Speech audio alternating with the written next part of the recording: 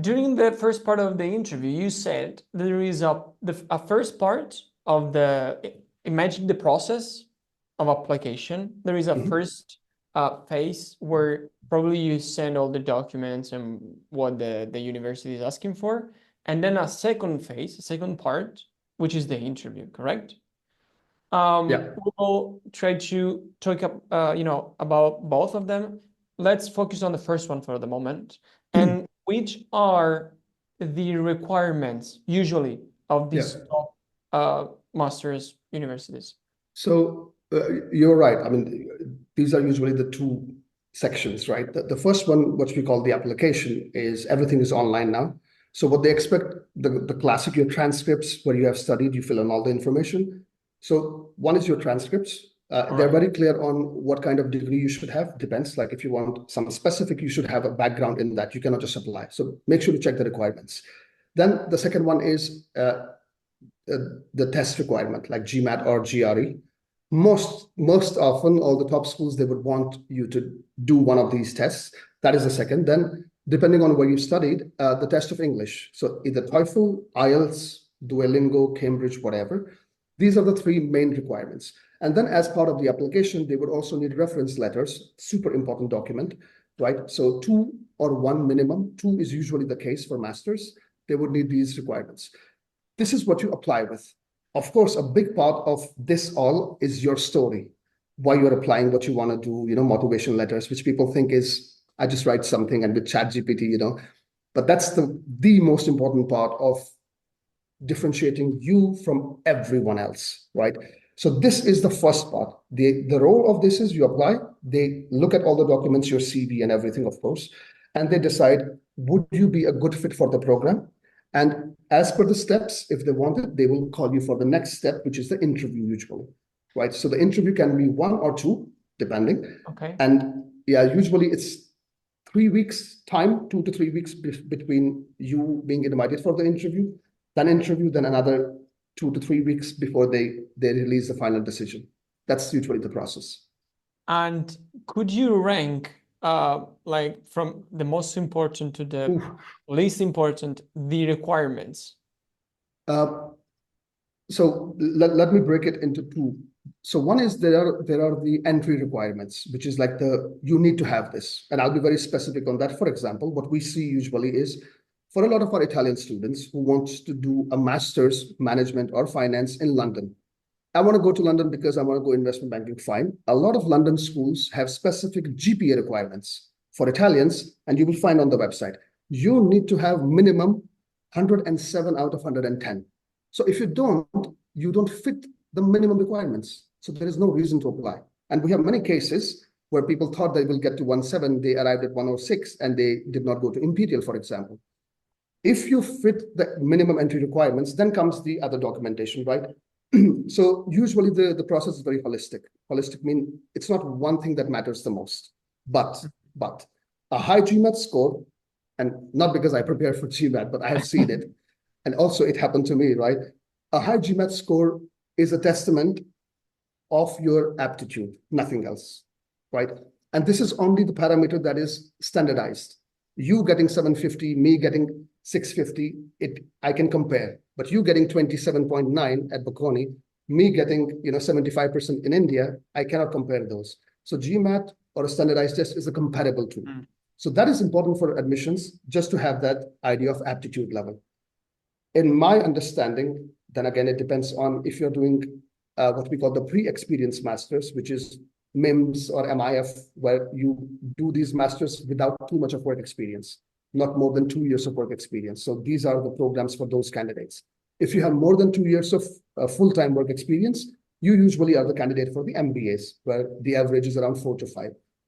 For MBA people, work experience matters a lot, the quality of the work experience, because you bring that to the class.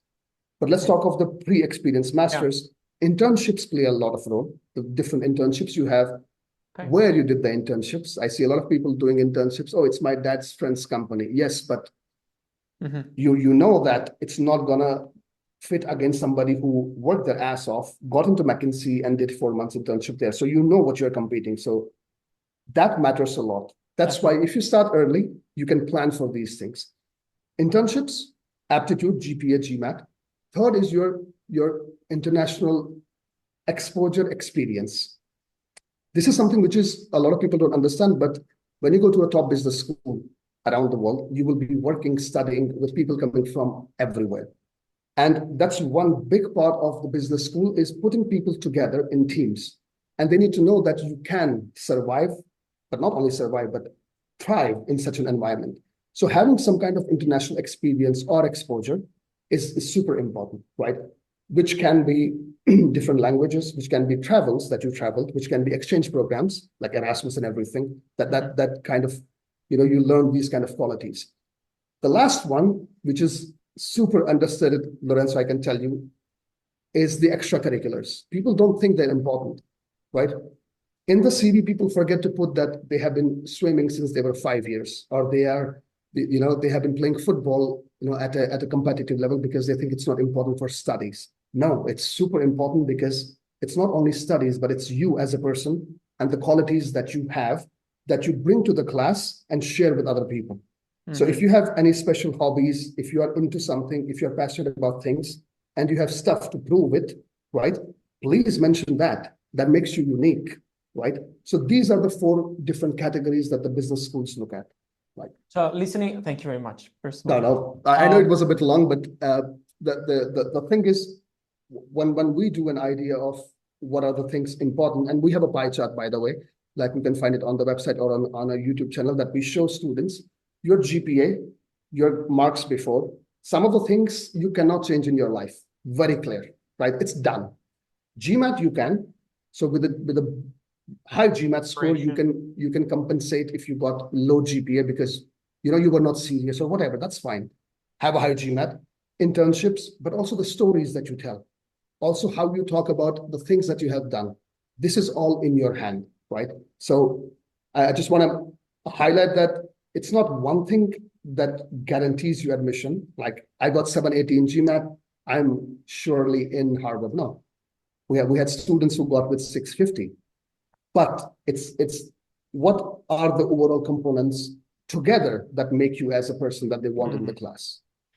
I think this is super important also because if you know this and you have this information during the undergraduate period, you can make the right decisions in the view of blah blah blah. Exactly. And that was one of the following questions I wanted to ask you, but you already replied, which was what a student should do during the undergraduate period, and basically working on what you said now. So like internships and extracurricular activities and abroad experiences. For example, Yes. I made a period abroad during my undergraduate period, Where did and you go? I went to Dublin Lovely. and Dublin and New Orleans. I went to exchange programs. Do you think they had any impact on who you are as a person, how you view life, how you view? There you go. There you go. Definitely. When you were talking about that, I was, definitely. I agree with that. And yeah, it opens your mind. True. And so if you know this, you can, for example, apply for an Erasmus during the 2nd year or during the 3rd year, but you knew it. So this information are important to make the right decision before applying and then have higher chances to, get in that. Exactly. I'll just give you one. We're also working on it. It's in the process. I'm not going to say too much, but in specific candidates, we work them in the early phase like this. That from the first year, like 6 months into the first year, we kind of give them a roadmap, and it's not very strict in terms of. So we look at the university, what are the possible things they can do, and then based on what they are kind of interested in and the schools that we look at, just to be able to, we give them a guideline of what they should be doing. What you said, right? Yeah, so GP and everything, but also getting involved in a lot of activities, but not just involved, but make an impact, take the ownership, and it helps you to build up the profile, and you can build up the profile. That is super interesting for a business school, that they will want you. And if they really want you, they will give you money to come, which is scholarship. If you get scholarship, your options increase. You are not limited by choice. So planning ahead is perfect in this case. Absolutely. Super.